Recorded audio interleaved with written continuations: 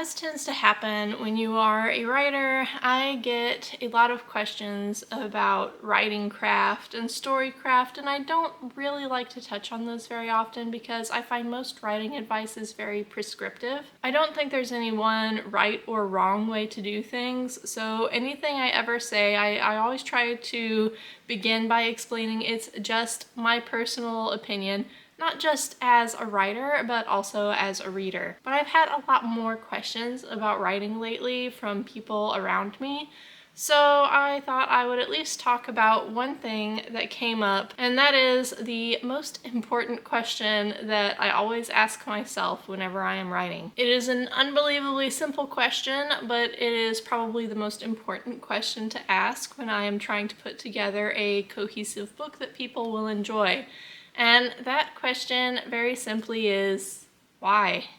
I'm going to try to keep this one short and sweet. I have a lot of work to do today. It is the first day of school, so it is my first work day in several months, and I am very much looking forward to having time to sit down and work on my books. So even though the question of why is incredibly simple, it's something that has to be asked at virtually every step of a story, mostly because when readers are going through a book, that question of why is going to be constantly at the forefront of their mind. And if you don't answer that why in a satisfactory way, then your book is kind of going to fall apart. And because I think the easiest way to explain the question is to include some examples of things that didn't pass the why test, I am going to share a small selection of things that have happened in books that I have read in the past few years that made me question why and did not answer in a satisfactory way. The first of them was a story where it began with a character setting a trap and the wrong person falls into the trap. Then the main character spends the entire book running from the repercussions of having trapped the wrong person. This seems okay, except that the book begins with the character seeing that someone is about to fall into the trap, that it is the wrong person, and having the option to just not spring the trap and not be there when it happens. The character looks down at this scene that's about to unfold, knows that this person is the wrong person and that trapping this person is going to result in basically their life being ruined. So what does the character do? Springs the trap anyway. Why? This was just an idiotic choice for this character to make.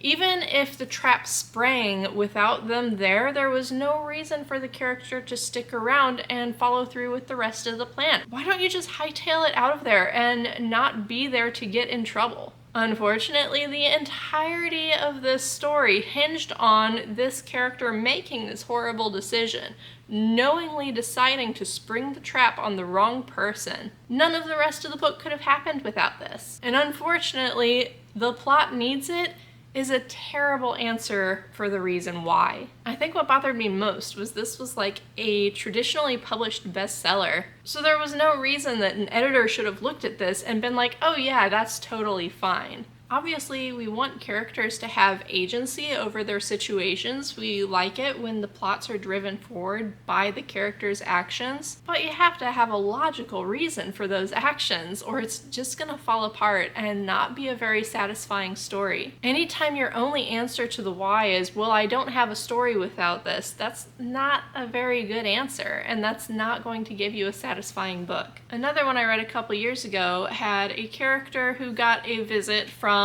the villain of the story and found himself looking at the villain's sword and thinking to himself, if I stole his sword, he would pursue me to the end of the earth and my entire life would be ruined.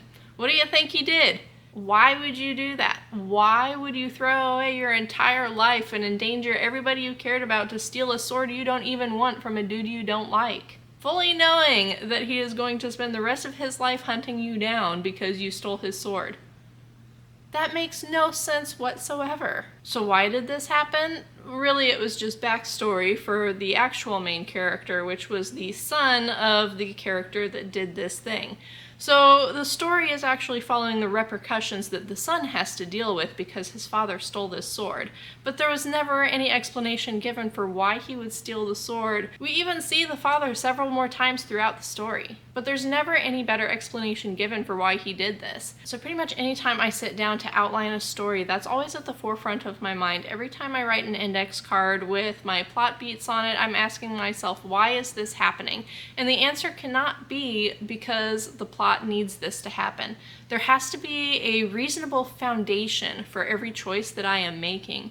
It has to be building off of something that the characters are already doing, or building towards something that they are trying to achieve. And that's actually been a problem that I've run into in the story that I am currently outlining, which is another fairy tale retelling. I have almost the entire story figured out, but there is one point kind of at the climax of the book where I cannot quite figure out the why for something that absolutely must happen in order for the story to make sense.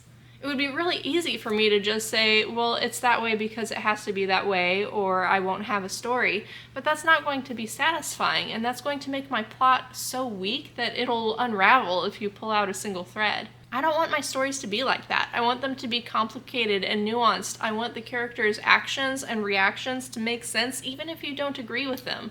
I want them to make sense through the eyes of the character. And that means I need to know my characters very well, and I also have to present them very well, but most importantly, I have to be able to explain why these choices matter to the character enough to be made the way that they are. My husband and I have spent a lot of evenings on the sofa lately talking through the why of my story, but also his. And just having somebody to be there and ask that question repeatedly, why is this happening? Why do you want that to happen? What is the goal of this thing that is happening? It really helps hone and strengthen the story. So by the time I actually sit down and start writing this story, I'll have it all figured out. I've got a couple of options now that are kind of rolling around in my head for things that make sense. I just have to see how they can fit in with the rest of the characters' motivations to make it the logical choice, so that when people are reading and they're asking themselves why, they'll be able to turn the page and go, oh, that's why, because it actually makes sense, even if it's not the decision they would have made in the same situation. I know I can't be the only person who has noticed this problem in books before, so if you have any other weird why moments that you have read in various books, I would love to hear about them. And realistically, there are always going to be some things that slip through and don't really make a whole lot of sense to anybody but the author. That's just kind of the nature of writing, that you can't explain everything.